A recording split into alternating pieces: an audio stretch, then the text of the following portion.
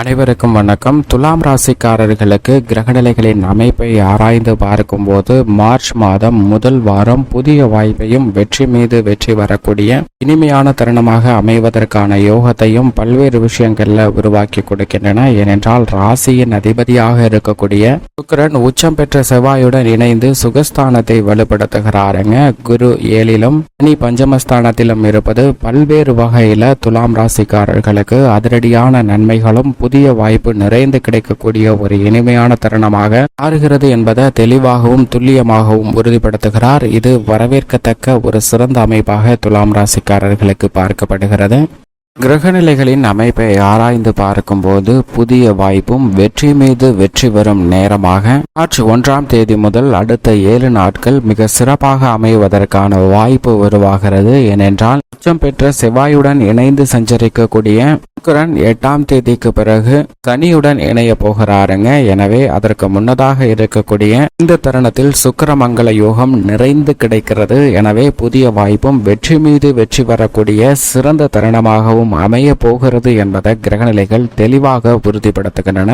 உதாரணமாக ஒரு தாயும் சிறு குழந்தையும் ஒரு கடைக்கு தங்களுக்கு தேவையான பொருட்களை வாங்குவதற்காக செல்கிறார்கள். அப்படி அந்த கடையில் தங்களுக்கு தேவையான பொருட்களை வாங்கி கொண்டிருக்கும் போது அந்த கடையின் உரிமையாளர் அந்த சிறிய குழந்தையை பார்த்து சிறிது நேரம் விளையாடுகிறார், சிரிக்கிறார். அவர் அந்த குழந்தையுடன் பழகும்போது மகிழ்ச்சி அடைகிறாருங்க. எனவே அந்த குழந்தையை மகிழ்விக்க வேண்டும் என்று அந்த கடையில் உள்ள ஒரு சாக்லேட் பாக்ஸில் இருந்து அந்த குழந்தையிடம் சாக்லேட்டை வேணுங்கிற அளவுக்கு எடுத்துக்கோ அப்படின்னு சொல்றாரு. இதை கேட்டதும் அந்த குழந்தையானது அந்த சாக்லேட் பாக்ஸில் இருந்து சாக்லேட்டை எடுக்காமல் சற்று தயங்கி நின்று கொண்டிருக்கிறது. இதை அந்த கடையின் உரிமையாளர் பார்க்கிறார். பார்த்துவிட்டு தன்னுடைய அம்மாவின் அனுமதிக்காக அந்த குழந்தை பொறுத்திருக்கிறது போன்று என்று உணர்ந்து கொண்டு உங்களுடைய குழந்தையை அந்த சாக்லேட்டை எடுத்துக்க சொல்லுங்க அப்படின்னு அந்த குழந்தையின் அம்மாவிடம் சொல்கிறார். அந்த குழந்தையின் அம்மாவும் சரி ஓகே உனக்கு வேணுங்கிற சாக்லேட்டை நீ எடுத்துக்கப்பா அப்படின்னு அந்த குழந்தையோட அம்மாவும் அந்த குழந்தையிடம் சொல்ல அப்போதும் அந்த குழந்தையானது சிறிது நேரம் பார்த்து கொண்டு தயக்கத்துடன் தான் நின்று கொண்டிருக்கிறது.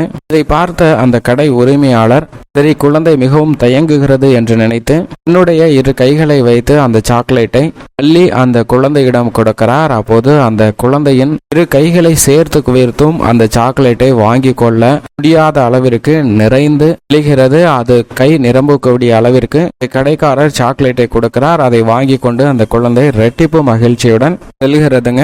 இதை பார்த்தவுடன் நமக்கு ஒரு சந்தேகம் வந்திருக்கும், என்னடா இந்த குழந்தை அவ்வளவு தயக்கத்தில் இருந்துச்சு ஆனா இப்ப மகிழ்ச்சியா வாங்கிட்டு போகுதே அப்படின்னு நினைக்கலாம். ஆனா அந்த சிறு குழந்தையாக இருந்தாலும் கூட அந்த குழந்தையின் புத்திசாலித்தனத்தை நாம் பார்க்க வேண்டும். ஏனென்றால் இந்த குழந்தையை அந்த சாக்லேட் பாக்ஸ்க்குள்ள கையை விட்டு எடுத்திருந்தா நிச்சயமாக குறைந்த அளவு சாக்லேட்டை தான் அதால எடுத்திருக்க முடியும். ஆனா கொஞ்ச நேரம் வெயிட் பண்ணதுனால அந்த கடைக்காரரே அந்த குழந்தையின் கை நிறையக்கூடிய அளவிற்கு நிறைய சாக்லேட்டை கொடுத்தாரு. இதன் காரணமாக தான் இந்த குழந்தை வெகு நேரம் சரியான தருணம் வரட்டும் புதிய வாய்ப்பு கிடைக்கட்டும் என்று பொறுத்திருந்தது. ஏன்னா அந்த குழந்தையின் முன் பல வாய்ப்பு வைக்கப்பட்டது. கடைக்காரர் எடுத்துக்க சொல்லியது ஒரு வாய்ப்பு, அவங்க அம்மா எடுத்துக்க சொல்லி அனுமதி கொடுத்தது 2வது வாய்ப்பு. இருந்தாலும் இந்த வாய்ப்புகளை விட எனக்கு புதிய வாய்ப்பு மிக பெரிதாக கிடைக்கும் என்று பொறுமையுடன் இருந்ததால் தான் அந்த குழந்தைக்கு வெற்றி மீது வெற்றி வரக்கூடிய வகையில் குழந்தை பருவத்தில் சாக்லேட் கிடைப்பது எவ்வளவு மகிழ்ச்சியோ அதை உணரக்கூடிய யோகமானது அந்த குழந்தைக்கு கிடைத்ததுங்க. அது போன்றுதான் இந்த தருணத்தில் மிக வலுவாக புதிய வாய்ப்பையும் வெற்றி மீது வெற்றி தரக்கூடிய வகையில் உச்சம் பெற்று செவ்வாய் சஞ்சரிக்கிறார் மகர ராசியில். அவருடன் இணைந்து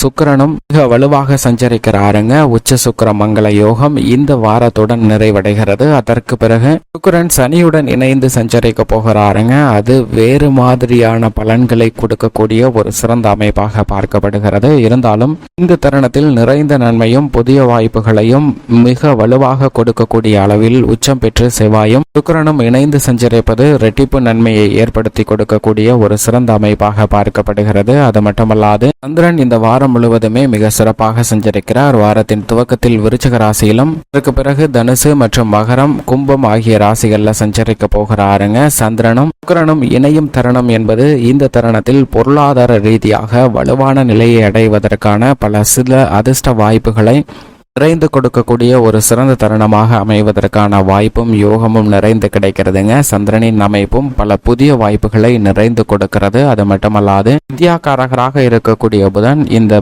மாதத்தின் முதல் 2ஆம் தேதியிலே கும்பராசியிலிருந்து மீன ராசிக்குள் நுழைந்து நீச்சம் பெறுகிறாருங்க. இது சாதகமற்ற அமைப்பாக இருந்தாலும் கூட ராகுவுடன் நீச்சம் பெறுவதால் சில அதிரடியான மாற்றங்களை சந்திப்பதற்கான வாய்ப்பு உருவாகிறது. மீன ராசியில் ராகுவும் வித்யாகாரகராக புதனும் நீச்சம் பெற்று சஞ்சரிக்கும் போது அதிரடியான மாற்றங்கள் ஏற்பட இருக்கிறது. மோட்சக்காரகரான கேது கன்னிராசியில் மிக வலுவாக சஞ்சரிக்கிறாருங்க. கற்பனையான பயங்களை நீக்கக்கூடிய வலுவான அமைப்பில் வீற்றிருக்கிறார். இது வரவேற்கத்தக்க ஒரு அமைப்பாக பார்க்கப்படுகிறது. சனி மிக வலுவாக தனது சொந்த ராசியான கும்பராசியில் ஆட்சி பலம் பெற்றிருக்கிறார். அவருடன் சூரியன் இணைந்து சஞ்சரிக்கிறாருங்க.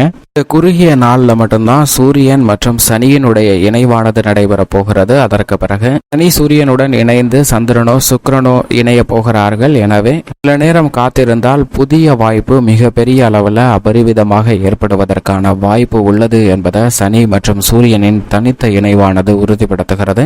கோல்சார விதியின் அடிப்படையில் சாதகமற்று இருந்தாலும் மிகப்பெரிய மாற்றத்தை ஏற்படுத்தி கொடுக்கக்கூடிய ஒரு கிரக அமைப்பாக பார்க்கப்படுகிறது. முழு சுபகிரகமாக இருக்கக்கூடிய குரு மிக வலுவாக மேசராசியில் வீற்றிருக்கிறாருங்க. அதிவிரைவாக அனைத்து விதமான நன்மைகளையும் அள்ளி கொடுக்கக்கூடிய வலுவான அமைப்பில் சஞ்சரிக்கிறார். மிக விரைவில் ரிஷபராசிக்குள் நுழைய இருக்கிறாருங்க. எனவே அதற்கு முன்னதாக இருக்கக்கூடிய இந்த சில வாரங்கள்ல நீங்கள் எதிர்பார்க்கக்கூடிய வெற்றி மீது வெற்றியும் புதிய வாய்ப்புகளும் உங்களை தேடி வரக்கூடிய வலுவான கிரக அமைப்பை உறுதிப்படுத்த கொடுக்கிறாருங்க. இப்படி நவ கிரகங்களின் அமைப்பானது மிகவும் வலுவாகவும் புதிய வாய்ப்பை நிறைந்து கொடுக்கக்கூடிய ஒரு சிறந்த தருணமாக மாற்றி அமைக்கிறது.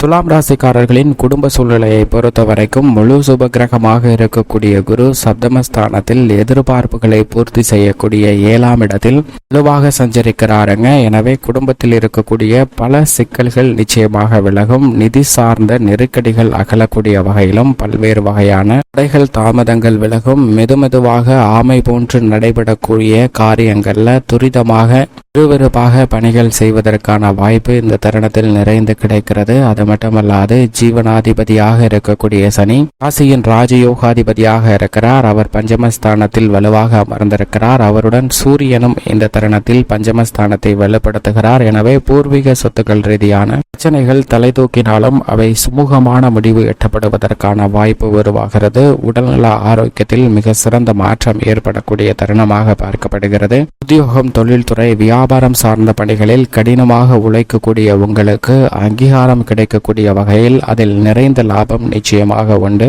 எதை செய்தாலும் நேர்மையான வழியில் செய்யக்கூடிய உங்களுக்கு நிச்சயமாக அதில் ஏற்படக்கூடிய சங்கடங்கள் விலகி புதிய வாய்ப்பும் முன்னேற்றமும் நிறைந்து கிடைக்கக்கூடிய ஒரு இனிமையான தருணமாக மாறுகிறது என்பதை சனி சூரியன் கூட்டணியானது உறுதிப்படுத்துகிறது. அது மட்டுமல்லாது மிகவும் வலுவாக ரூணரோக சத்ருஸ்தானமாகிய 6இல் வீற்றிருக்கிறாருங்க ராகு. அவருடன் புதன் இணைந்து நீச்சம் பெற்று சஞ்சரிக்க போகிறார். புதன் நீச்சம் பெறுவதால் சின்ன சின்ன தடைகள் ஏற்பட்டாலும் பெரிய அளவிற்கு பாதிப்பு இல்லை. ஏனென்றால் ராகு மிக வலுவாக 6ஆம் இடத்தில் அமர்ந்திருக்கிறாருங்க. அமோகமான மாற்றத்தை புதனுடன் இணைந்து நிச்சயமாக ஏற்படுத்தி கொடுப்பார். அது மட்டுமல்ல மோட்சக்காரகரான கேது வலுவாக விரயத்தில் இருப்பதால் சுப விரயங்கள் அதீதமாக ஏற்படுவதற்கான வாய்ப்பு உள்ளது. ராசியின் அதிபதியும் செவ்வாயும் இணைந்து சுகஸ்தானத்தை வலுப்படுத்தக்கூடிய இந்த தருணத்தில் கலைத்துறை மற்றும் அரசியல் துறை சார்ந்த பணிகள்ல நம்பிக்கை பிறக்கக்கூடிய வகையில் நல்ல பல புதிய வாய்ப்புகள் மிகவும் அபரிவிதமாக இந்த தருணத்தில் நிறைந்து கிடைப்பதற்கான வாய்ப்பு உருவாகிறது. பல்வேறு வகையான தோஷங்கள் நிச்சயமாக நீங்குகிறது.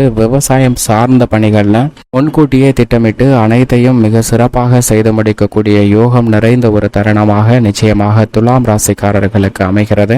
சந்திரனும் இந்த வாரம் முழுவதுமே 2ஆம் இடத்திலிருந்து 5ஆம் இடம் வரை சஞ்சரிக்க போகிறார். எனவே நல்ல முன்னேற்றத்தை அபரிவிதமாக வித்திடுகிறாருங்க. மேலும் சாதகமாக மாற்றிக்கொள்ள நிச்சயமாக துலாம் ராசிக்காரர்கள் வாரத்தில் ஏதேனும் ஒரு நாள் விரதம் இருந்து அருகாமையில் உள்ள இஷ்ட தெய்வ ஆலயம் சென்று தீபமேற்றி வழிபாடு செய்யுங்கள். நல்ல பலன் நிறைந்து கிடைக்கும் உங்கள் வாழ்வில்.